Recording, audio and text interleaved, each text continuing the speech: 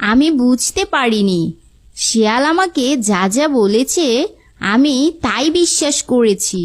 তাহলে এখনই তুমি ওই খাঁচা আর গালিচার জাদু শক্তি নষ্ট করে দাও। না টুনি বন্ধু, জাদু শক্তি হারালে ওই শিয়াল ভুলেও আর এমুখো হবে না।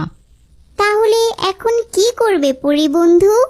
আমার যে ডিম পাড়ার সময় ঘনিয়ে এলো বলে, আর আমি ডিম দিলেই ওই পাজি শিয়াল উড়ন্ত গালিচার সাহায্যে উড়ে এসে আমার ডিম খেয়ে ফেলবে। এটাই তো আমি চাই। তুমি এসব কি বলছো পরি? তুমি কি আমার বন্ধু না শত্রু? আরে আরে, ভুল বুঝো না টুনি বন্ধু, দেখো আমি কি করি।